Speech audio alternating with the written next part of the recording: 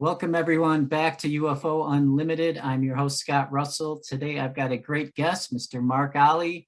We're going to talk about his book, Crystal Skulls and Human Heads. Mark is an author. He is a lecturer. He has gone to school and studied archaeology and the Bible. And he was also a musician for about 20 years, which that we have in common. So Mark's new book, Crystal Skulls and Human Heads. Can I ask you, the cover of this thing, the material, it's so cool. I've never felt anything like it. And I was pleasantly surprised also. Apparently, though, I'm not supposed to tell you this, but you can order it. You can order it in hardback. Now, right. Myself and the publisher, we don't get as much money, you see, on hardback. So I've been told to kind of push the paperback version, but the hardback is even more sexy than that. It's got hard cover and it's really smooth and it's got the name down the spine and everything. So Amazon have done us proud with the hardback. I'd say to anybody who wants to buy a gift, if you want to go out and buy a gift for somebody, buy the hardback. But if you just want to buy it, read it on the train, read it when you're a passenger, or whatever, get the paperback because that's all right. It's neither here nor there. But yes, it's a very sexy cover. It's the first one I've had in matte finish, I think, like that. It's really nice. Yeah, the matte finish, that must be what it is. It's fantastic just to hold it. And the book is great. You've got a bunch of good illustrations in there. You've spent so much time as a musician. And then you kind of transitioned and went to school for archaeology and the Bible. I can do an introduction for me. Yeah, let's hear about your history and stuff. Wow. Well, before my time, my dad was a volunteer digger with archaeology groups. Back in the 1950s and 60s, it wasn't a set industry. So as I was growing up, obviously I got encouraged to do that. So 8 years old, my dad decided he's going to dump me in a hole on a Roman site with a trowel and just basically said, get on with it. So I'm scraping away like you do. And I pull out this piece of Roman pottery and go, wow, look what I found. Everybody in the dig site just goes, put it back. Because, obviously you're not supposed to pick stuff up when you dig it up. But I was only 8 years old. So I tried to put it back where I'd found it. And that was my introduction to archaeology. So I thought, I rather fancy doing this. Didn't like most of the subjects at school. At this point, I already was a drummer because I'd had a drum kit since I was 3 years old. That was something my mum and dad just bought me one Christmas because I beat a tin drum out of shape when I was a kid and I was playing things with the sticks off that. So they got me a kit. So if somebody said, what am I? I would say I am probably a drummer, a musician. If somebody said, what do you do? Then I do archaeology. They're two kind of complementary but separate things. So I've done archaeology to the level where I trained at Liverpool University, which I did at the same time as being at art college. I think my mum and dad had visions of me, going off doing graphic art or whatever, graphic design, which has come in handy because, as you rightly point out, I actually did the cover for the book, all the photos and the illustrations inside it, and the layout, etc., is, largely what I cobbled together. It's very much the same as you would find on any of my other books. So yeah, it stood me in good stead. Music-wise, I retired in the 1990s because I had a bad back and I was getting too old to really deliver it on tour and doing sessions and that. So I switched to doing book writing. The book writing led to television. So in the UK, I've done a certain amount of TV. I've done a little bit for Sky History. But the books just expanded. Things got bigger and bigger. A little bit about me. That's kind of how I ended up, arriving wherever it is I've arrived at now. I mean, life's a bit of a journey. So I think I've probably just said goodbye to one railway station and I'm heading for the next one. You know what I mean? I'm somewhere in the middle of doing all that. So that's kind of where I'm at. Awesome. Wow. You're I think the second musician who's also written books that I've interviewed in a row. So very cool. I was going to say the other one wasn't Julian Cope by any chance, was it? He's a sort of a punk rock keyboard player now. No, it was Dean Alioto. Right. Okay. Yeah. I hope I got his excellent. name. I hope I got his name right this time. I Well, I screwed recognized it. I screwed it up when I had him on the show, and I felt so terrible about it, and I didn't give him a chance to correct me, which I felt even stupider about. But Well, don't worry about it. You'd be surprised how many different variations of Olly there are. You know, O-double-L-Y. I mean, it couldn't be any simpler than that. But you get IE, you get E, you get EY. Oh, honestly, right, just bonkers. So don't worry. my son's name is Oliver, and I call him Ollie. Oh, there you go. There you go. So hard to forget your name. Let's get into your book. Okay. It starts. I don't know where you want to start, but maybe just with the ancient heads. I was kind of blown away that 5.6 million years was the first, like the oldest skull dated. Yeah, what we've got, we're in an interesting position now because as an archaeologist, so I'm kind of speaking from a professional point of view, Right. most of the human remains that we've got fall into two categories. There's human remains we can't do anything with, and they're the ones that have turned to stone. So the kind of time distances that you're talking about there are literally fossils. So you're talking about stuff that is essentially stone. Then there's another category of human remains that have either carbon or other forms of organic material. And that's brilliant because you can date that. You can actually get something like an accurate date from that. So one, you're talking about tens of thousands of years. So you might be able to go back to 20, 30, 40,000, 50,000 BC. But the other lot, which are the really, really interesting ones, they go back hundreds of thousands of years, but we can't nail an exact date, you know, plus or minus 100 years. We can't do it with stone. There are various different tests being developed now in an attempt to try to sort that problem out. So you've almost got to tread carefully. You've got to know which of those two categories you're dealing with, which I try and differentiate in the book. I try and make it clear if it's organic or not organic. And then you've got to say, okay, the organic stuff, yeah, we've got, you know, plenty of information there to help us, and perhaps the dates are somewhere in that kind of region. The other lot, you know, you're talking numbers that we can't even get our heads around. You know, they're just astronomical, and those numbers usually come from where they're found and the environment and geological data, which strictly speaking is not a good way of dating human remains, dating archaeology. It's a best guess. That's effectively what that is. So yeah, I cover that, like you say, I cover that with ancient heads, which is the first chapter. And I'm hoping I hope I do make it clear. The other thing I'm trying to make clear as well is what defines a human. So if you go back to the first category, the ancient stuff, what people tend to do is look at the brain capacity. They look what sort of, you know, size they had and whether that would affect how they performed as a creature. Because we know what modern day brain capacity is. So you can make it smaller, but ideally it's better if it's bigger. So the brain capacity would define whether or not you were looking at, you know, say an extraordinarily large chimpanzee or something that would more have resembled us. So again, that's more or less a best guess. On the other hand, over to the organic stuff, there are skulls knocking around, especially in the Czech Republic, which go back as far as sort of 30, 40,000 BC, which are fairly recent discoveries, and they do have enough material to give up DNA and organic matter. So we know with those, the size, the shape, the appearance, they do look very human. In fact, so much so that if you reconstruct the faces, you know, stuck a suit and tie on them and chucked them out in New York City, you'd never bat an eyelid. You know, they would have the capacity to fit in and cope with the world that we're in now, which is interesting because obviously that's us. You know, that's our past. That's who we once were.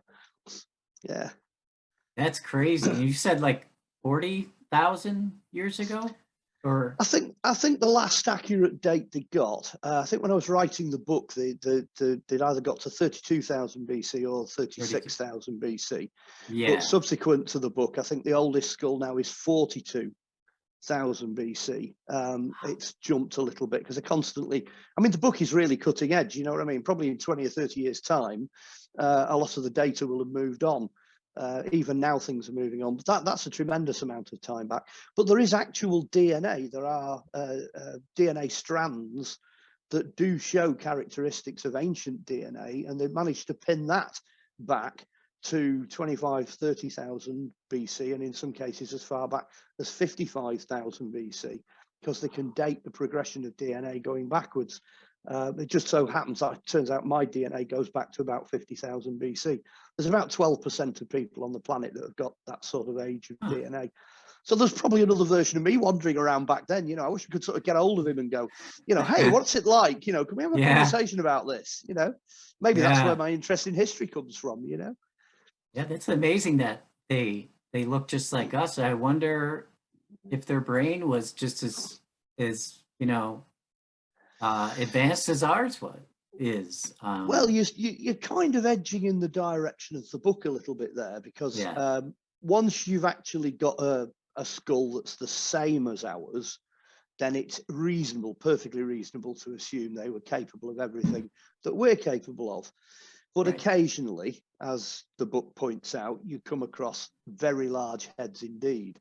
If you move on to the stretched Paracas skulls and these weird shaped skulls that people always assume are aliens, and, you know, I mean, they were all over the world. They're in Japan, they're in China, they're in Russia, they're in Europe, they're on the American continent, they're in South America, obviously, with the Paracas. They're absolutely everywhere. Their brains, in some cases, are 3 times bigger than ours. Now, when you look at what we can do, you think, okay, you've got a brain there that's like 3 Einsteins. You know, it's like stacking, you know, terabytes on top of terabytes. So you've got 3 times us. So everything inside that head's bigger. You know, their skull's just bigger. It's capable of more in every respect. And I think I said this on another interview at some point. Imagine getting 10 of them together in a room. So you've got 10 3 times Einsteins all sat together in a room, and somebody walks in and they go, I'll tell you what, I fancy building a pyramid. Almost immediately, they'll go, blah, blah, blah, talk to each other, and someone will just pop out and go, well, this is how you do it. You do this, you do this, you do this, you do this, because they will have calculated star maps, time, weight, dimensions, means of moving them, purpose behind it, reasons, you know, even down to the hieroglyphs, the spiritual meaning, everything. They'll have done that in a matter of seconds, because they are so much more capable. They are walking supercomputers, so much more capable than us. And that's just me making a best guess, because I actually think they were probably better than that. I think they were up to things, they'd structured things, and they were doing things that we're only, you know, dreaming of, you know. As far as caretakers of the planet go, you know, they must have been absolutely the absolute best that there ever was, because their capacity to understand what was going on around them, it would just be literally out of this world, absolutely phenomenal. But the big issue, the big thing that the book picks up on is the fact that they're not aliens. They are actually, they're us. They are proven to be a different genetic race of us. So in prehistory, there were different versions of us, like the Denisovans, the Neanderthals. The Paracas are the ones that have probably survived the longest. They only died out 500 or 600 years ago, maybe. But they are species, human species, that are going extinct in exactly the same way as other species on planet Earth are going extinct. So sadly, the best that there ever was is not what's left now. You know, it's not us. We're doing the best we can, but, you know, the past would have been so much better with those guys around.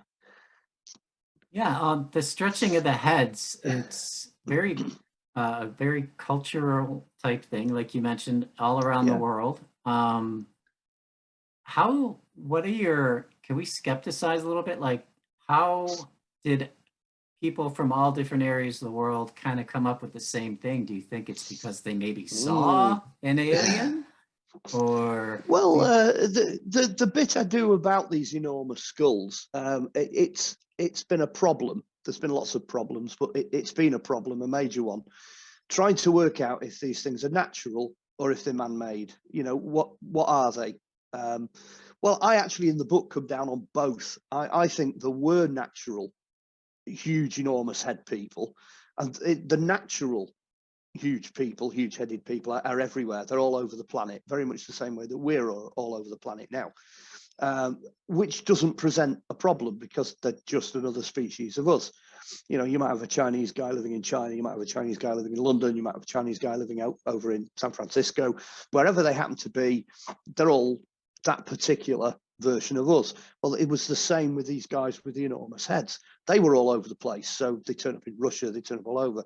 But the DNA that the practice is giving up actually kind of answers one of those questions, because they've been able to trace it back. And the further back you go, it tends to head back towards the east.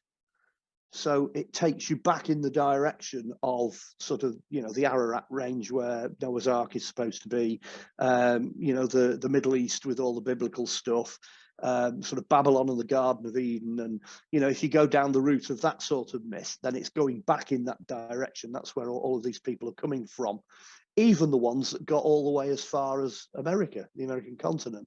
So that sort of answers that.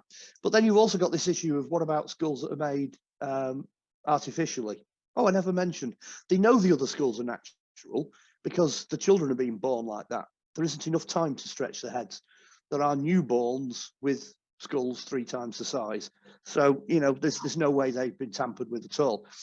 These guys must have been amazing, these guys with the big heads, because humans, us, our species, decided we were going to try to copy them. Yeah. That's where you get the stretched heads. Okay. That's where you get cradle boarding and various other things where the head's, you know, being deliberately made to be bigger. Certainly in China, and certainly in the Native American Indian community, the heads there that were enlarged were done for the reason of nobility. If you had a bigger head like that, if you had a larger head, you rose up the social ladder. You were up close towards the top of the social ladder. You weren't killed in war, you weren't taken as slaves. You were just treated as like a super being, which I suppose in the end means you couldn't tell the difference between the natural ones and the stretch ones. You know, these were just the guys with the big heads, and the guys with the big heads were cool. So that's kind of where that came from. So they were sort of copying, if you like, nature, which we tend to do that still to this day. If something's to our advantage, then we'll adopt that and copy it and use it. So you've got this distinction where there are the 2 different types of heads. Which came out in the book. I tried to push it strongly in the book, but it doesn't come out when you read a lot of other people's material. People are still not clear. They're not making it clear whether they're talking about naturally large heads or artificially large heads. That's something that hopefully the book will rectify, and people will start to, you know, be more correct in the way they describe things. Yeah, no, you did a great job. I was just skepticizing. Yeah, you explained, you have illustrations showing how stretching is done. It's awesome. What are the differences between like the ancient, Celtic heads and ancient heads? Is there, can you explain what the difference in that is for people? Well, once you start to look at the human head, you've got to look at it in context where it sits, you know, within history. And different cultures have had different ideas about the head, about what goes on in there, what it represents. So I took time to have a look at that in the book. That's what the Celtic head side of it looks at. It looks at the cult of the head, in effect, which is what in ancient times people believed about the head, which is interesting because fairly early in the book that establishes that a lot of people thought that the human soul lived in the head. And that's important. That was sort of a key factor, if you like, in me deciding to use the skull as the thing that was going to carry us through the book, because of the different views people had of it. Now, you know, we touch, taste, hear, see, smell, everything, you know, gets fed back to the head. Now, it's only fairly recently that they've discovered the heart plays a part in that as well. We're supposed to have 2 brains now. The heart is connected and they work in conjunction. But certainly in the past, it was always the head. If you wanted to, you know, stop your enemy from coming back from the dead, you'd chop his head off and stick it on a shelf somewhere, and that was it, because you literally had him. You know, you got him. He couldn't get away. So that kind of. Didn't they put some kind of they put something over the, I can't remember what, they put something over the skulls to trap the soul, right? Yeah, very often. South America in particular, you see these skulls decorated in a certain way with certain things attached to them, and very much they're encased. That happens all over the world. They put them in certain places in certain ways. I didn't go into the ceremonial aspect a great deal in the book, but you're absolutely right. The idea that skulls are really quite scary. That persists. That definitely persists, and of course they are a representation of death as well. So there's that aspect to it. But then when you start to move on, as you said earlier, there's a different species, if you like, for every culture. So the Russians had these elongated heads. The Middle East has them.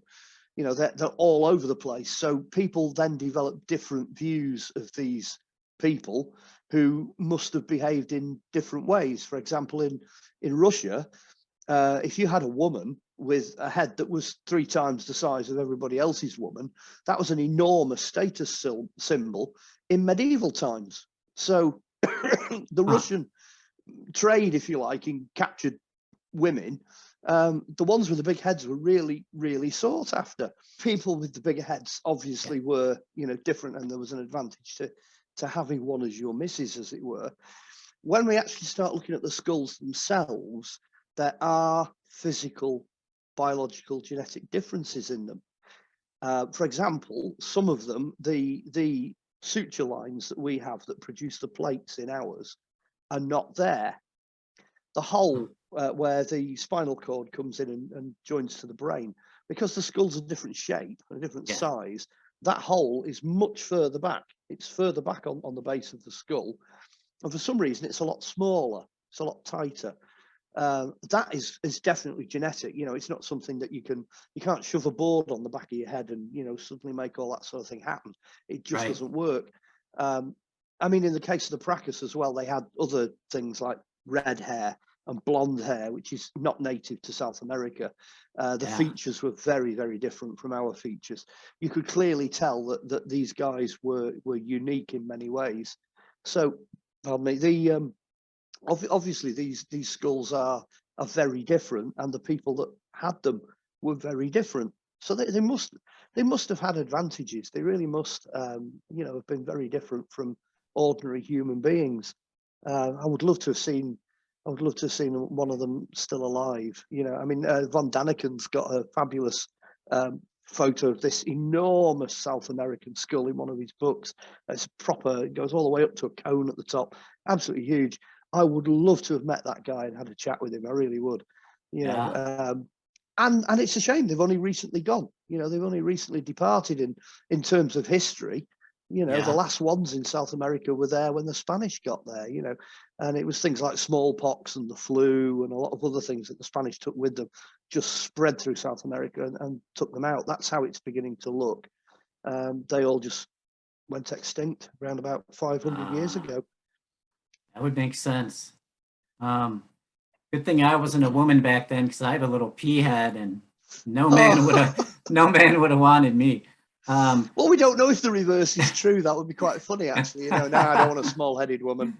No, get those small-headed women away. I don't want those. I want one with a huge head. Right. Yeah. So the pharaohs of Egypt, they're often depicted as having big heads. Do you think they were the other race of humans that you're talking about that went extinct, or? Well, from an archaeological point of view, certainly over the last few hundred years, people have looked at the depictions of the Egyptians and gone, it's just an art style. Right. I mean, Akhenaten looks like a grey, and he's got this enormous head and a strange belly and all this, that, and the other. And it's the Amarna style of artwork, don't you know? That's how they produce things then, which is kind of not the complete truth, because early on and gradually coming into the 21st century, more and more and more of these enlarged skulls have been found in Egypt. There's no doubt about it whatsoever. They've got these big cranium guys out there. In archaeology reports, they used to photograph the skulls from the front or tip back, and even statues, they tend to look up at them so you don't realize how big the back of the head is. So if you really go digging, you'll find them. I mean, there's a fabulous one. I think it's the skull of Sphinx or possibly Akhenaten. The jury's out, but it came out of tomb KV55 in the Valley of the Kings. And front on just looks like everybody else. Turn it side on, it's about twice the length of anybody else going backwards. And Akhenaten's daughters in particular are the best ones of the lot because they've got these enormous heads, 3 times the size of a regular head. And that is now accepted to be what they actually look like. But there is an interesting twist. I do put it into the book whereby some point in probably about 1400, 1500 BC, the Egyptians needed mercenaries. So they started drawing mercenaries from all around the world. And they took a few from the Mediterranean because Egypt, obviously at the Alexandria end, is out to the Med. You know, people tend to think of Egypt as being joined to Africa, but actually it's joined to Africa, it's joined to the Middle East, and it's joined to the Mediterranean as well. So they put this call out for mercenaries, and from Italy, they got a tribe of Celts. So all these like absolutely rock hard, you know, blonde hair, blue eyes, covered in blue paint, you know, these real hard knocks, came over from Italy and they settled at the Fayum Oasis in Egypt. And we know that because we found Celtic remains at the Fayum Oasis because they don't decay in the desert like they do in Europe. So we've got little clay figures of them. We've got shields that they used to have. Anyway, fast forward a couple of 100 years, and there's this dynasty now that's ruling Egypt, you know, under Akhenaten, and he's got the weird shaped head, and his family's got the weird shaped head. So fast forward again to our time, they decide to do some DNA analysis. Let's have a go and see who's related to who and how all this works out. I love this story. It's brilliant because Sky went over there to do a documentary. And I think it was Zai Hawass was in charge at the time of the Department of Antiquities. And he said, I'll tell you what, you know, you can have a look at this relationship that we're looking at between the different members of Akhenaten's family, because we've got him, we've got some of his daughters, we've got Sphinx, we've got Tutankhamun, we've got Tutankhamun's wife and a couple of his kids. We're going to see who's related to who, but you're not allowed to put any of the scientific data out. So Sky's like, okay, no worries, promise we won't put anything out, you know. So they do the program, they produce the program in HD, high definition. They take the cameras in. You can probably guess where this is going. They're filming in a laboratory, and there's a panning shot that goes across the lab like that. And right in the middle of this shot on the desk, the computer's open with the DNA results on it. So when it gets broadcast in Switzerland, this program, the geneticists in Switzerland are like, pause. Oh, we can read the computer because you can blow it up. You know, you make it larger because it's in high definition. So they get all this data and they've got it all there, you know. Let's have a look. Let's find out where Akhenaten's dynasty comes from. So there they are on the computer like this. Let's have a look. Worldwide database, you know, what is the closest match to Akhenaten's DNA? Oh, there we have it. I think it's 96.3% match that he comes from Britain. He's British. Wow. Akhenaten's entire DNA line is Central European Celt, and the highest concentration of matching DNA is in Britain.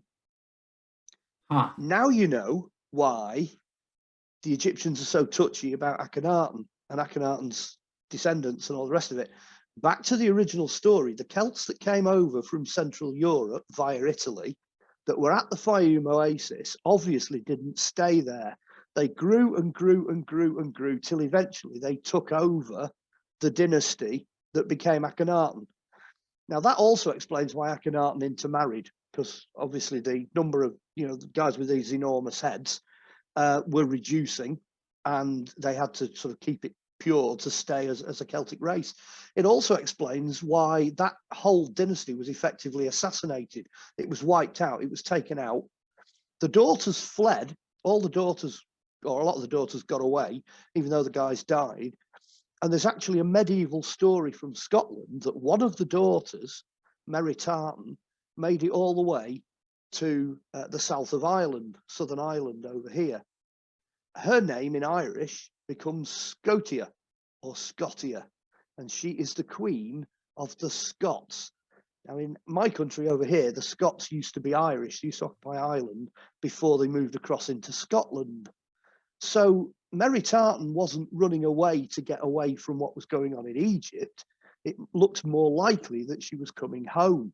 She was actually coming back to Ireland, back to her people, back to the Central European Celts. Now then, I got that book out of I got the information out of a book called Kingdom of the Ark, which reads a bit like a university thesis. But it was this lady that was doing the research to find out whether this legend was true and this, that, and the other. Anyway, she went out to Ireland, this lady, in the 1990s. She went to this pub in Southern Ireland and started asking around the locals, do you know anything about this Mary Tartan character, Scotia? And apparently the woman in the pub said, oh, yes, dear, we know all about Scotia. She's buried under the mound in the field next door to the pub. Now, the woman who did the book got the archaeologists in, because you've got to get permission in Ireland to dig for absolutely for everything. And they excavated the mound and found an Egyptian princess with a big skull and all the jewelry in place, a proper Egyptian royal burial. So she is actually there. Mary Tartan did actually make it. So it's not one of these stories that ends in mystery, where you have no idea whether it's true or not. It's true. It's a true story. So if somebody wants to dash out and buy Kingdom of the Ark, I think it was published in 1999. It's out there. It's on Amazon, etc. But it says the same thing I've just said. That's in essence what it is. But from a DNA point of view, boy, does that really upset the apple cart. That really changes the way you look at things. And again, like I say, these stretched head guys, absolutely everywhere, all over the place. They came from Italy, went to Egypt, fled from Egypt. I think they ended up in Spain, then they ended up in Southern Ireland, and and that DNA has, every time they've moved, it's got more and more diluted, till eventually, when Scotia passed away, there doesn't seem to be any more of those heads surviving, still alive at that point. That'd be about 1300 BC, something like that, which is relatively recent in terms of history. They did have the stretch heads people in Wales as well. These stretch skulls have been found in Wales, but Wales, Ireland and Scotland in this country are all known to have Celtic, in inverted commas, Celtic roots. So that obviously is where that's coming from. But these are just dots that people have just not joined up. The information's there, it's out there. I don't think I'm talking out of order in any way. You can go and check it out, I think the information for KV55, I think if you have a read of Graham Phillips's book, which is all about KV55, he brings up lots of interesting points there. I don't entirely agree with all the conclusions he comes to, but the evidence, is extremely good at gathering his facts together. So that's worth a look as well. And besides stretching the skulls, another thing that they did was they would drill a hole or maybe not drill, I'm not sure how they did it. But trepanning it's called. Trepanation. Trepanation. I didn't know how to pronounce it. So well, it's a medical procedure. I had two reasons for putting that in the book, really. First of all, it's essentially, we'd view it as brain surgery, because you're opening the skull up and you're exposing the brain. So you're certainly making the first step, the access to the brain cavity. And shockingly, these skulls turn up in prehistoric archaeological contexts. There's, especially in Russia, there's an enormous number of these skulls that are well and truly prehistoric. You're talking maybe just after the Ice Age, and they've got holes drilled in them. So you're thinking, you get some guy in a cave, with a piece of flint, and he's, scraping away there, and he's put a hole in somebody's head. And these guys are living, and girls and children, they're living because they've got these holes, and the holes are healing up. So that kind of, it literally blows your mind, because you think, wow, how did they get away with that back then? And what does that mean that you can do in terms of the brain?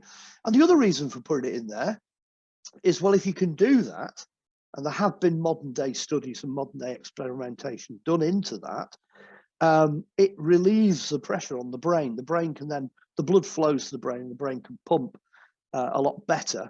And obviously it has other effects within the, the scope of the brain. So the reason for putting it in there was just to point out that actually the brain isn't quite how most people think of it. It's not like some kind of grey rubber ball, you know. I know you see it in the movies, you bounce these things around, you know. It doesn't have to be that way. There are people who've got liquid brains where the brain isn't solid, it hasn't solidified, and you can get that in all sorts of different degrees. And it seems to be the neurons, the light, and the electrical side of the brain that's more important. That seems to be the brain, the functioning brain. I suppose in the past they'd have called it the soul or the life force, or, you know, whatever. That seems to be more important. The physical structure of the brain seems a lot more fluid. It can be bigger, it can be smaller, it can be solid, it can be liquid. You know, the actual physical form can change. That opens all kinds of possibilities up for how these guys with the enormous heads might have functioned in the past. Because, you know, if trepanning can improve the brain, what happens when, you know, you've got 3 times the space to operate in? And then again, what happens if those brains inside those skulls are not necessarily solid? If they don't fill the skull right out to the wall, that extra space, just that on its own, is of tremendous benefit to the functionings and the workings of the brain. So I suppose that section, I mean, I was a bit less specific in that section. I looked at cases at autopsy and cases of CAT scan and things that had brought up that as a condition where the brain's fluid. I just threw a few examples in. Yeah. I'm sure there's an area there. Somebody out there who's, you know, a medical professional will be going, "Oh, that's a good idea for a book," which is part of the reason for doing Crystal Skulls, is to get people debating about this and going, well, yeah, actually, you know, we did a CAT scan on somebody the other week and we ran across a similar thing. My personal favourite is a friend of mine. I don't know if he gets an honourable mention. I think I might have put him in. He used to live in Sheffield. And at that point, because his brain was liquid, he knew that there were 2 other people living in the country at the time that had liquid brains. And his party trick was brilliant, absolutely superb. You had to see it to believe it. He'd go, "You're not going to believe this. This is what I do for parties." And he clicked on this flashlight, stuck it on his temple there, and this big ring of light appeared on the other side of his head like that, with a beam coming out of it. Literally, he could shine a torch through his head because there was nothing there to stop the light from passing through his skull. It was just an amazing party trick. Of course, everybody in the room goes, "Ah!" You know, some kind of alien being or something. It's quite amazing. But that stayed with me. That stayed with me from the 1980s, because I knew he was dating a sculptor artist friend of mine. He was a partner, and he was a good laugh, you know. But he had literally got one of these fluid brains as an adult, you know, in his mid to late 20s. He was quite an extraordinary guy. Huh. Wonder if it slushes around if you get knocked down. No, I'm just getting a little. I would hope there wouldn't be any air in there. Mind you, though, if you were trepanned, that'd be a bit, you know what I mean? Yeah, a bit bubbly. That would be a bad combination, I think. Yes, you wouldn't want to lean over him, you know. Yeah. Do you know if who was the pharaoh that built the Great Pyramid? Wow. Now, if I had an answer for that, I would be internationally famous. Okay, because well, the stock answer is Khufu. Everybody says Khufu. They've only got one proper carving. I think it's ivory, actually. They've got this carving of Khufu.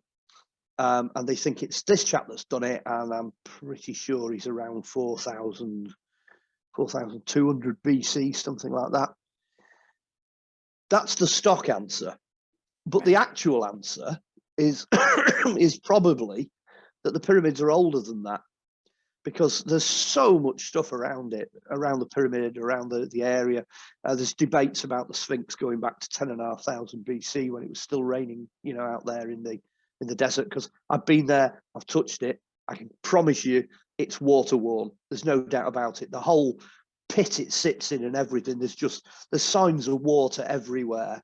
And all the buildings out there, pyramids included, all of them have been tampered with enormously over time. So what we're seeing now is what was there originally was completely different. You know, it's nothing like they originally were. I did hear quite a long time ago in the 1990s that there were some burials in jars found underneath one of the corners of the pyramid. And those burials went back to about 6,500 BC. And the pyramid had been built over the top of them. had to know that the burials were there, not to destroy them. So again, Right. that points to the pyramid being a little bit older than it being Khufu. I wonder if it was the species of elongated heads that designed the pyramid, the Great Pyramid, and laid out the construction and how to do it. There's a fascinating video on YouTube I found where they explain their theory on how the pyramids were built, and basically it's prefaced around the way that area would have looked around the time that the pyramids were born. Yep. Are made tons of water, right? They had Yes. water, they had the Nile. Yeah. So what this guy thinks they did was they would quarry the rocks, put them on the boats, go up the river, and they had, like, that long shaft that leads up to the pyramid. You could barely see it now, but it was kind of cut out. They think that was a water canal. Yeah, I actually agree with you. It was a German archaeologist who also had knowledge of engineering, and I think it was somewhere at the beginning of the 2000s he came up with the idea of, looking at what wasn't there anymore, looking at the missing bits.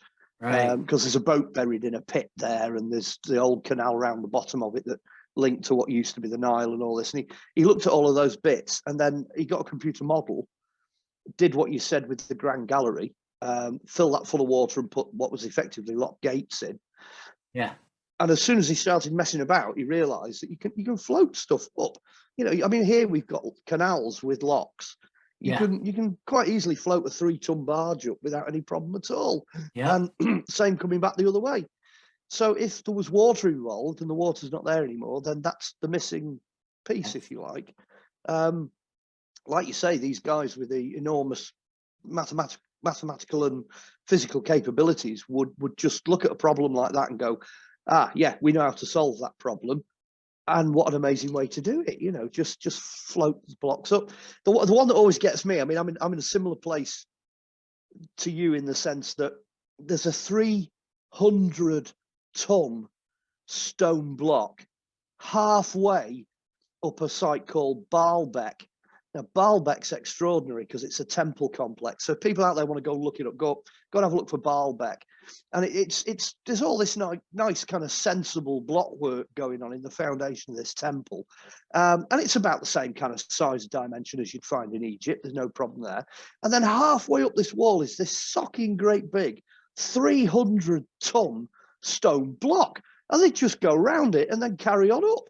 And you look at it and you think, number one, what's it doing there? Number two, how the hell did they get it up there? And three, what's it for? Why do that? Other than just perhaps prove to the likes of you and me that they were capable of, doing greater things back then. I mean, going back to Egypt in the quarry at Aswan, there's an obelisk there that they were in the process of digging out. And they got halfway, well, more than halfway, probably 3/4 of the way to getting this thing out. And all of a sudden it cracked in half, it split. So somebody's just going, I'll leave it where it is. We'll just go and make another one. But looking at the size of this thing, it's like a small aircraft. That's the kind of dimensions we're looking at here. And not a tiny little charter plane, a sort of medium-sized aircraft is the length of this thing. It's just huge. I stood on it and looked at it and I thought, I don't even know how they would have got this out of the hole. Because it's down a hole. It's cut out in the bottom of a hole. So how on earth they got it out, I don't know. And then they had to get it onto a boat, and then they had to get it to wherever it was they were taking it. You know what I mean? Yeah. And the quarries at Aswan are amazing because you go and visit what's left of these quarries, and you stand there and you're looking at the quarry. You're going, well, this is pretty impressive. It's a big hole. And then the guide sort of says to you, well, this isn't the hole. And you go, what do you mean this isn't the hole? Go, no, this is not the hole. And he takes you up on top of a pile of rubble and he goes, see over there on the horizon. So everyone's like, yeah, we can just about see. He said, see where the Nile is there? And we're all like, yeah. He said, well, that's 3 miles away. And that's where they started quarrying. So that's 3 miles by, however many miles by however tall it was. all that stone's gone. They've took it somewhere else. They've done something with it. So That's then you look at the crazy. block and you look at the hole and you look at the size of the quarry, and then you look at the River Nile and you think, how long did they carry on doing this for? How much stone did they move? Where did it all go? And how did they move it? You know, I mean, 3 miles by, let's say 3 miles by 3 miles by 3 miles, that's a mountain. They just quarried it away and took it off and used it for something. It's Aswan granite. It's the kind of speckly red and brown granite that you see all over Egypt. Huh. But they mined a colossal amount of stuff, you know. Egypt's amazing. I mean, if we get onto Egypt as a subject, we'll career into oblivion because there's so much going on. Yeah. It's an immense topic. It probably almost deserves a you know, covering on its own right. Yeah. Yeah, one last thing about Egypt is they used to let the limestone that they quarried out, they used to let it sit in pools of water. And what that did was made the limestone super easy to work with and chisel off. So they could shape it, you know, it'd be like soft rock. They could do whatever they wanted with it. And, you know, like the Ancient Aliens show would say, well, it's like laser engraved, you know, technology that we couldn't reproduce this today. I think we could, you know, using canals and water, just like they did. Huge Yeah. stone that you were talking about, that I have no idea how that would have happened. We don't have any way of moving stones of that No. size. And in certain parts of the world, like China and Russia, etc., they're talking about stones even bigger than that. In Russia, there's actually a mountain, and it's literally a mountain, and it appears to have been made of blocks. But I mean, that's off the radar. That's off the Richter scale. In terms of stone technology, if you ever do go to Egypt, the thing to watch out for are these holes that have been drilled through things, which they're quite large, and they go all the way through, and they look like they've been drilled using a drill bit. But in some cases, these things are sort of 10 foot long. You know, they didn't have 10 foot long drill bits. We can't cut holes like that now. And they're perfectly symmetrically bored all the way through. Perhaps the best example is if you go to visit the Sphinx. Right in front of the Sphinx is an altar between its paws, right at the front. The 4 corners of that altar have got these holes drilled all the way through, right through the block of stone. It's a block of granite, goes all the way through.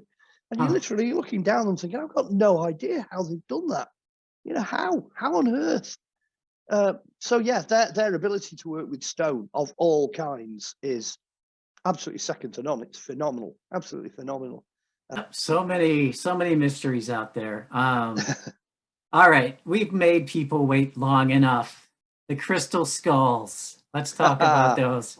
I've got a friend that's obsessed with well, not obsessed, but he actually purchased an exact replica crystal skull of from the Indiana Jones movie, right? Oh, the big long alien one. Yeah. Yeah.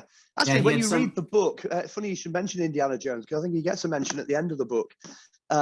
Because when you look at the film Crystal Skull, it just, once you've read the book, it all makes sense because you're reading the same research material that they did for the movie.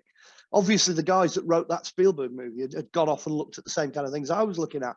They came up with a different conclusion, you know, because it's good for Hollywood. Right. Pardon me, but the evidence is essentially the same. I think you understand that movie a lot better when you've read Crystal Skulls and Human Heads. It makes sense of it. But yeah, excuse me, crystal skulls. Gosh, where do I start? You're looking at 2 things, really. You're looking at the crystal side of it and the skull side of it. So my first question was, why pick a skull? You know, why make anything out of anything so large out of crystal? Why do that? And why the skull in particular? So I went off and did a bit of research, and one of the sort of ooh moments, and it comes out in the book, I thought, where does crystal, which is essentially silica, where does that play a part in the human body? You know, what's the connection? I went off and had a look at that. I couldn't find anything, because we're not silica. We're carbon-based life forms, so we're mostly carbon. So I thought, where on earth does this silica figure in this? It took me ages. And then all of a sudden, in a completely unrelated report I was reading, it said, when the human baby is developing, a deficiency of silicon affects development of the brain. And it was like, ping, there's the connection. When the babies are developing, when you're developing in the womb and that, if you don't have enough silica, then you come out with a funny brain. And I'm thinking, that's it. That's the connection. Heads, that's the connection.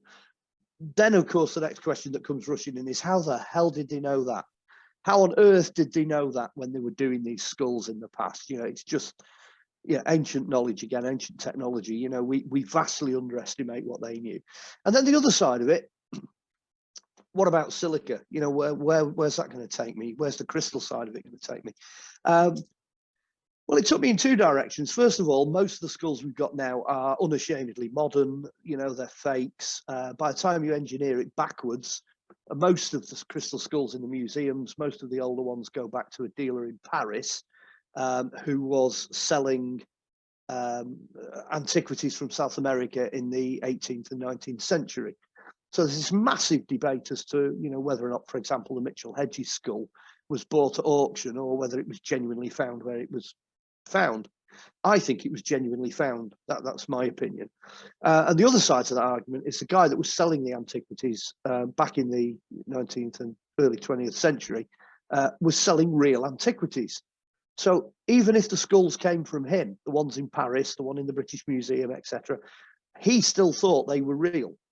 So just because it was sold by a dealer, because everything else he ever sold was real, it doesn't mean they don't really come from South America. So that was one avenue it took me. And the other avenue is what does crystal do? Where does crystal come from and how does it affect us? And that's why the subtitle of the book is The Mystical History of Glass and the End of the World. Because once you start looking at silica, you think, everybody knows about carbon-based life forms. It's in every sci-fi movie, since Star Trek, they always talk about carbon-based life forms. But what about silica? Where does silica take you? Well, actually, it takes you everywhere because it's glass, it's sand, it's building materials, it's silicon chips. The lenses in your glasses are made from silica.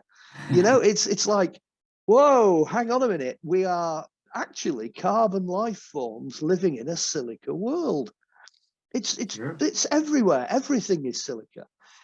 And it took me ultimately in a very strange direction to the planet itself, because they were looking at, there's a thing called Olsen's paradox. Now, Olsen's paradox is what happens when you switch out the Earth's core until you eventually get a material that makes the Earth function the way it's supposed to function. And if you stick an iron core in, because everybody thinks it's an iron core, you get this thing called Olsen's paradox. In other words, nothing works. So whatever it is, it's clearly not iron. So they were messing about one day in some computer modeling studio somewhere, and they thought, what happens if we put silica in instead? Let's put silica in as the Earth's core. So they're, you know what I mean? Oh, Becca, it works. They solved Olsen's paradox, so much so, in fact, that they think the impurities in the Earth's core might mean it's made of amethyst. They can be that specific. They can actually go, right, it functions in a certain way only when we put this information in. But that also means the gravity's right, the magnetism's correct, the electrical fields are correct, everything's correct, the Earth spins correctly.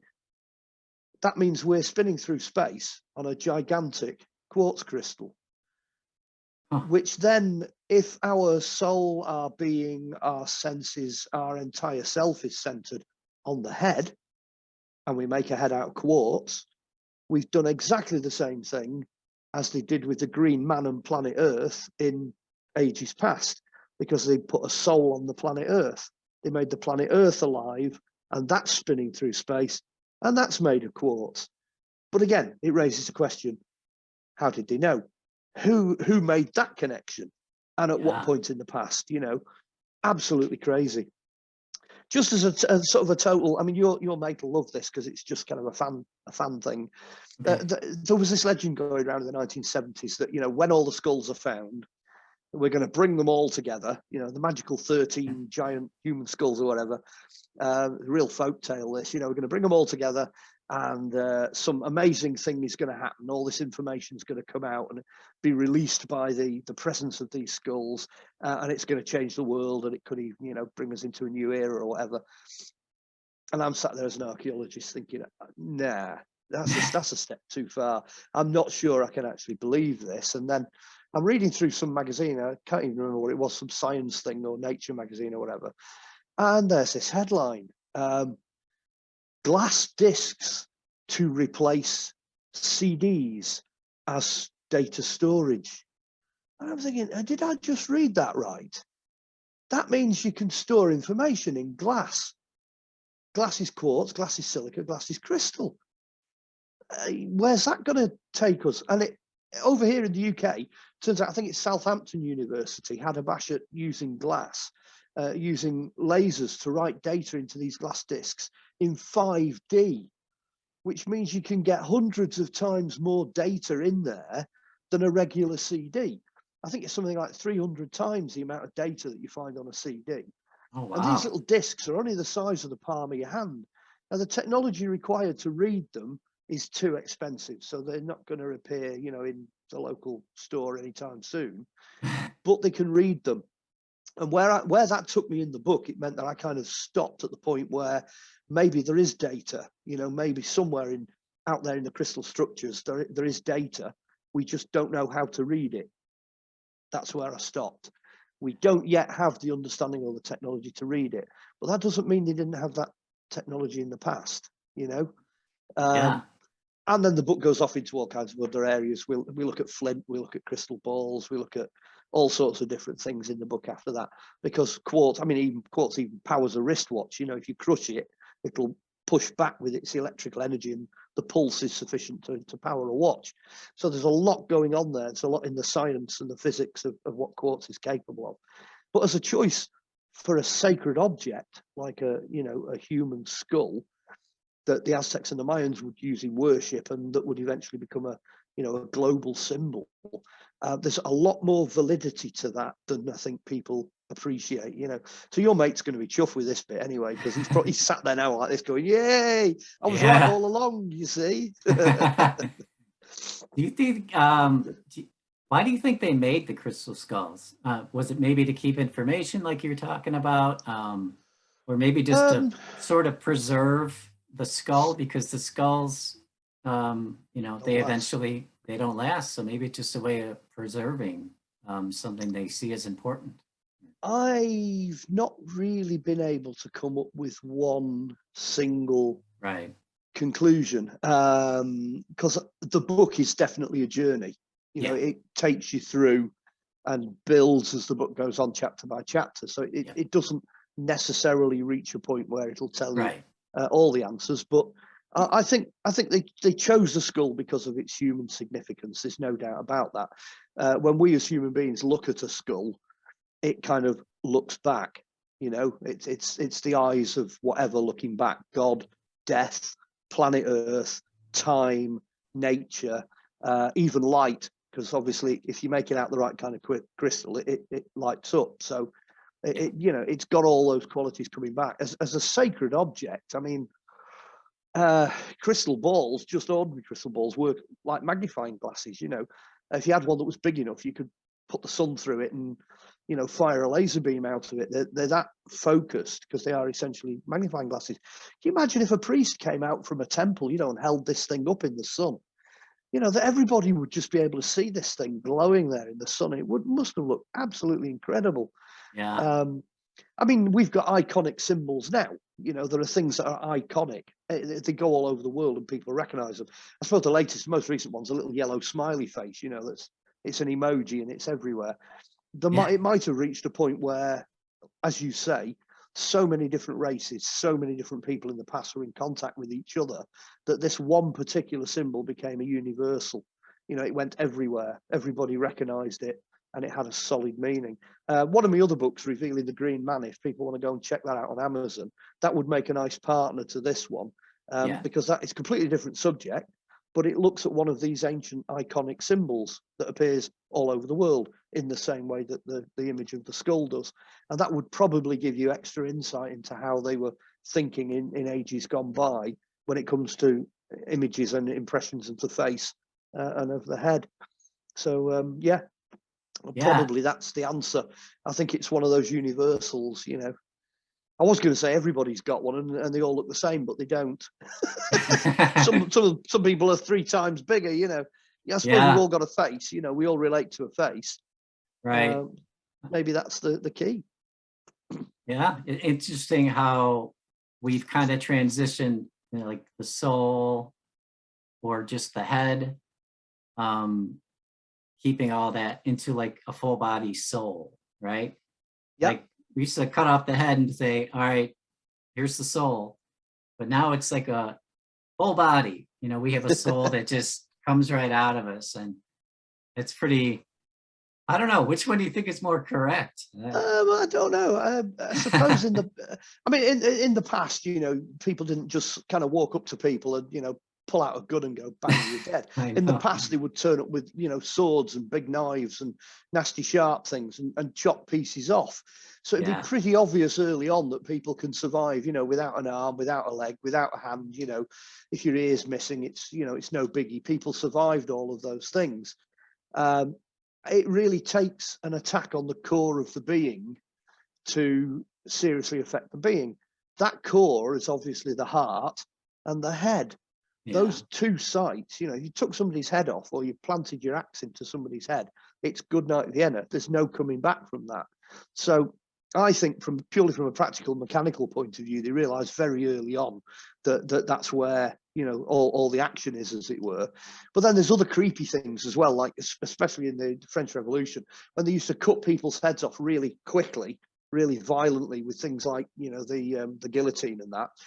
They had to put the head on a shelf until the eyes stopped following people. And it could take up to 3 days. Every time somebody walked into the room, the eyes would go for that person and follow them, which, I mean, we don't know about things like that nowadays because we don't come across things as horrific as that. But again, they must have looked at that, you know, from way back in prehistory and thought, well, if the eyes can still move, maybe the person's still in there, you know, maybe they're still in residence somewhere.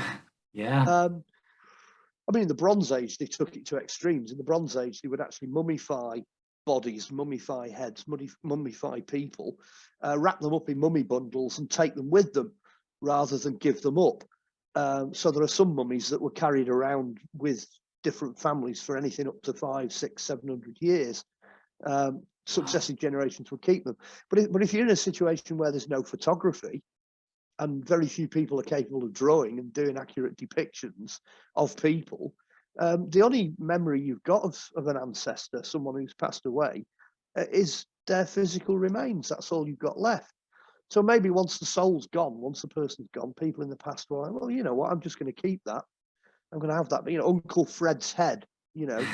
I know Fred's dead, but this is his head. You know, it's maybe that was the way they were thinking. Yeah, makes sense. I mean, we keep ashes now when we cremate someone, right? So yeah. I mean, as an archaeologist, I have to be honest. I was on a dig site where it just took a long time to do this particular dig, and one of the human skulls actually found its way back to my place and ended up in storage. And I thought, oh, you can't leave this guy in a cupboard. It's not right. So I stuck him in a display case in my lounge. I had this head sat there for about 5-6 years in the display case before he went back and was, you know, formally put back with the rest of his remains and what have you, reburied. But I actually found that quite an interesting experience. I didn't find it creepy or unnatural or scary, and I didn't have, you know, poltergeist activity and all that. It just sat there, and I'd come in the morning and just go, hello, you know, there he is. You're never alone. Always have someone to talk with, right? Well, you never felt alone. I must admit, in the room, you never felt alone. You always thought there was a, you know, an essence of somebody there all the time. I found that quite interesting, but I can only speak from experience there. You know, it was interesting. It's not. It's only in modern times that it's become this, you know, horror film standard. You know, you fall into a room full of bones and skulls and everyone screams. You know, I don't think it was like that in the past. I think people they took death for granted. You know, you're born, you live, you die, and that's it. You know, there's not a lot you can do about it. Even nowadays, you know, I don't think we're ever going to live forever. I don't think that's ever going to happen. No. You just have to be accepting of it. When do you think the like the oldest crystal skulls were made? Or is there any timeline on that?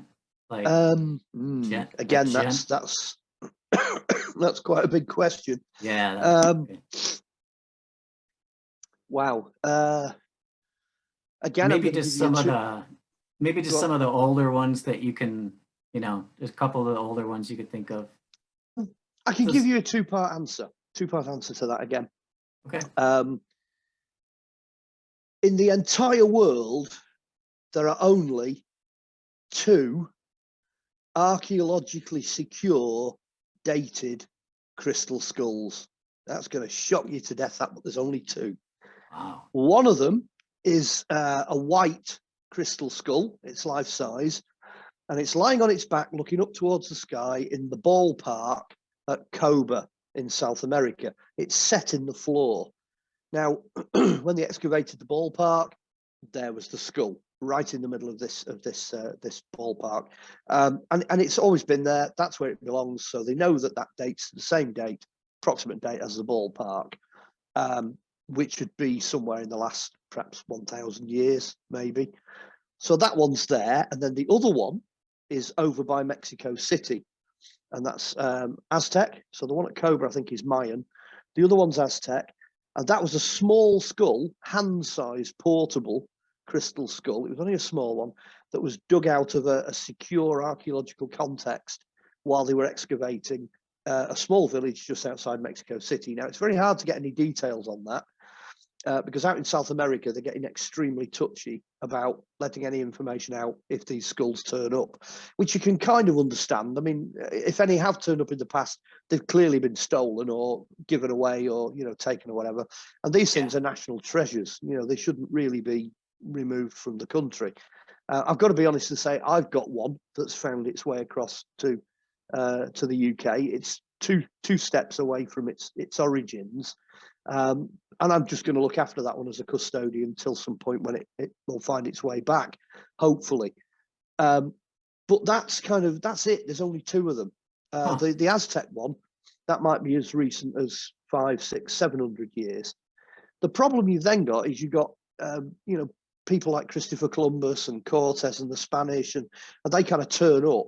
So they have this thing where it's to be truly Aztec, truly crystal skull kind of era, it's got to be pre-Columbian. It's got to be before Columbus. If it's post-Cortez, so it's after 1519, 1520, 1521, if it's after that, then it's not strictly pure Aztec Mayan. That's where your problems begin, because a lot of these skulls seem to be around that period. Cortez and the Spanish turn up. But that might just be a case of discovery. Maybe they were only finding these skulls, they only realized they had them, and sort of nicking them and taking them back to Europe or whatever at the time that the Europeans began, proliferating and taking over South America. Which then brings us up to modern times, up to this guy in Paris that was dealing in skulls. Up to that point, you're on moderately safe ground. If you've got an old skull, then chances are it's genuinely Aztec or Mayan. Maybe that's where it originates. You come into the 20th century, and definitely the 21st century, there are tens of thousands of these things. You know what I mean? Go to the local crystal fair or whatever, and sure enough, there'll be a skull. So what I do in the book is I kind of nail that one a little bit, because I say, number one, it's got to be life size. If it's smaller than life size, it shouldn't really be called a crystal skull. It's a skull made of crystal, but it's not a proper crystal skull. And it's got to be kind of reasonably child size or bigger. We're not talking newborn, that's too small, but it's got to be life size. It's got to be handmade. If this thing's made on modern day machinery, then it's even Victorian machinery where they had spinning wheels and they could grind them and buff them up and polish them. All these scratches and marks, so you can tell if they're machine made. So it's got to be handmade. Someone actually has to sit there and take the trouble to tunnel in to a huge, enormous block of quartz or whatever, and then hand shape and hand fashion the end result. because no one's going to bother doing that nowadays. That's the upshot of it. Most people nowadays wouldn't do that. They just use the machines, bang them out by the thousands, and off you go. So chances are, if it's handmade, it's probably an older one. It's nice if it's got paperwork. It's nice if it's got provenance, you know, where it comes from. It's nice if it goes back, you know, 100 years or more. And then you've just got science. Science itself can examine it to see if there's any signs of age on the surface, if it's worn, you know, what was used to try and take all the manufacturing marks off, because most of them are polished. And as soon as you pick them up, you know straight away whether these things are organic and natural or extremely artificial and machine made. You can usually tell, but it's just getting crazy now. I would not really want to try to identify a real skull nowadays. It'd just be impossible. And as I said, go back to South America. Over in South America, the guys out there are saying, look, if we find any of these, we're not telling you. You know, we're not telling anybody, because they're national treasures. If we dig them up, we'll make a note of where we find them. They're going straight in our storerooms, and that's the end of it. You know, but there's no doubt they had the capacity to make them out there in South America. You know, they were absolutely amazing at making objects out of stone and crystal and stuff like that. So, but I mean, and the two examples that do exist do show that they made them. They had an obsession with the skull, so they should have made them. You know, they should have done that. That's kind of where we're at. It's not a good place really for archaeology, that, because you don't get to find out when these things are happening. If archaeologists, historians, what have you, get a bit scared about something, they'll back off and close ranks. And shut the door, and it's a shame. You can see why, but it's just a shame because it makes getting the information a lot harder. Yeah, there are theories and the things that we've been taught at school. The ape turning into a man, the chart, you know. I had to get that there. That was the elephant in the room, you know what I mean? You open the first few pages of the book and you walk straight into that elephant, and it's a big elephant, you know what I mean? It's like it's taken over. I had to sort of get hold of that and sort of move that out of the way before we could really get into the subject and look at it. I mean, dating techniques and things like that are very fluid. They change, you know, sort of every 10 years or whatever. They constantly come up with new ways of dating things, new ways of looking at things. So I always try and keep my dating fairly fluid. I've used ordinary dating, orthodox dating in the book, but that doesn't necessarily mean I entirely agree with it. One of the arguments is, once you get past 100 million years, does it really matter? You know, it's, your head's already exploded. I have no idea. Somebody comes up to me and says 10 million years. I'm struggling to imagine how that would fit, you know. So the numbers are almost of no importance. The objects themselves are more important. And then I very gently moved the elephant out of the way with the assistance of Darwin, because Darwin actually didn't come up with evolution. It's the people that read Darwin and the people that came after him that solidified this idea of evolution. And now that we're probably nearly 200 years further on, nothing evolves. It's not a natural process. Nothing gets better. Nothing improves, you know. And now DNA is saying the same thing and saying, well, nothing changes into anything else. You know, it's not bacteria turning into slime, turning into a fish that turns into a lizard, you know, that turns into something with legs that then turns into a monkey. And well, you know, it's that whole thing. It just doesn't happen, because right at the outset, DNA is fixed. You know, it's a plan. It's a design. It's a building block. We can muck about with it. You know, we could grow an ear on the back of a mouse, or, you know, cross different species over. We can muck about with it to some extent, but that doesn't happen in nature either, and nature doesn't particularly like us doing it. So if you try and plant a GM crop or whatever, it'll fail within a couple of generations, because the rest of nature attacks it and wipes it out. You know, we cloned Dolly the sheep, for example. That was one of the sheep clones. The second clone only lived 50% of the lifespan of the original clone, and they discovered that the clock in the DNA, the aging clock, hadn't been turned off. You know, so you can clone things, but the clock is still ticking, and you've still got this law of decay. You know, everything decays. And it's not a bad thing. That's just a fact of life. That's how the world's made.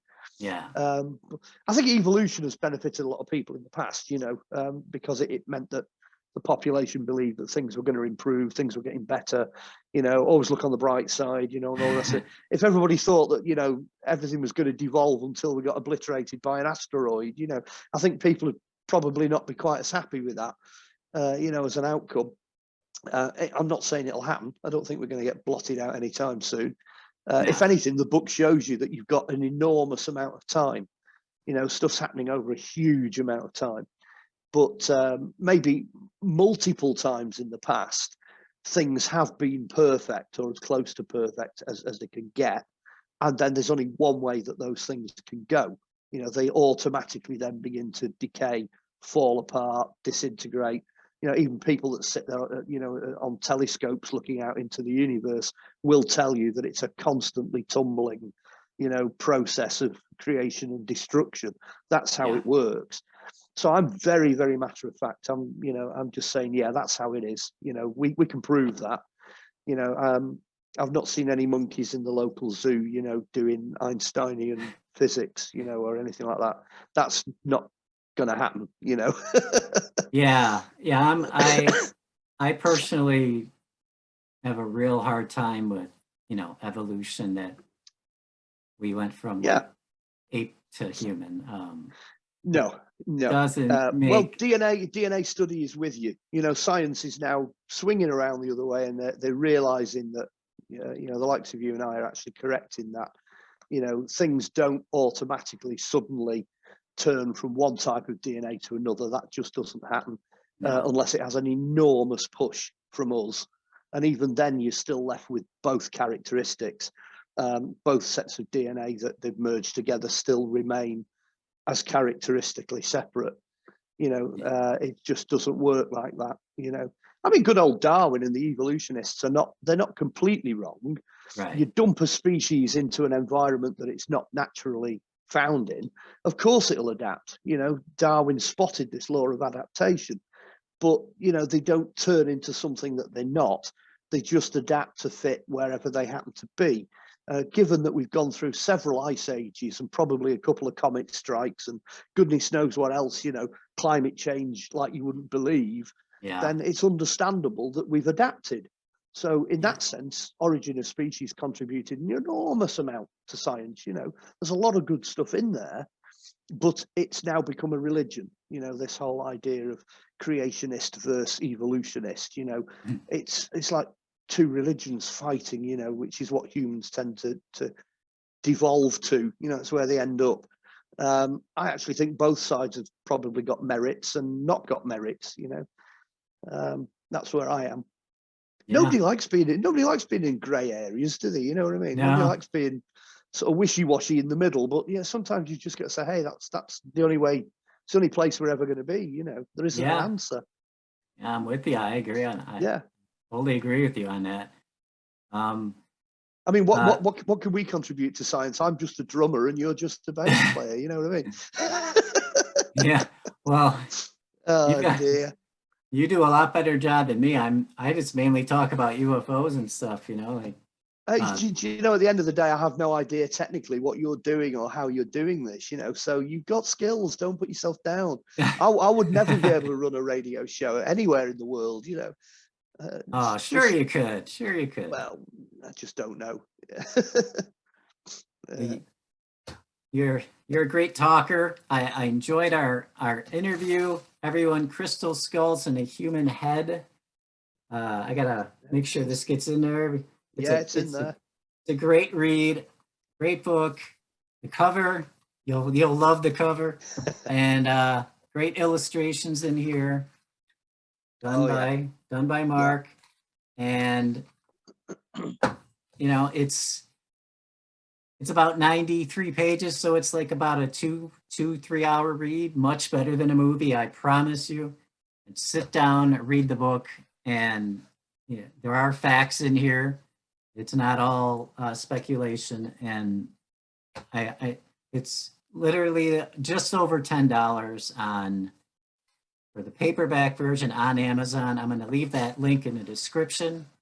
And Mark, thank you so much for coming on. Any other websites or anything you want to Well, what I usually do is people do say, you know, how can they contact me? So Right. if they do want to contact me, I tend to keep things really simple. You can find me on Facebook.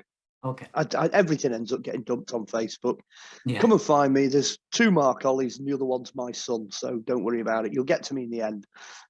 He doesn't look anything like me, you know, and I Yeah. don't look anything like him, so you'll soon find me. So go and Yeah. search on Facebook, make sure you get the spelling right. And then if anybody actually wants to contact me, it's all lowercase. It's Mark, M-A-R-K, dash Olly, O-L-L-Y, at hotmail.co.uk. Okay. You know, drop me a message. I nearly always get back to folks within a day or two. Yeah, yeah, I will. I'll put that email address in the description link, and also I just wanted to thank Philip Mansell for hooking me up with you. Oh And yeah, and I like to thank Phil for the book. You know, give him credit for the book. He's the man.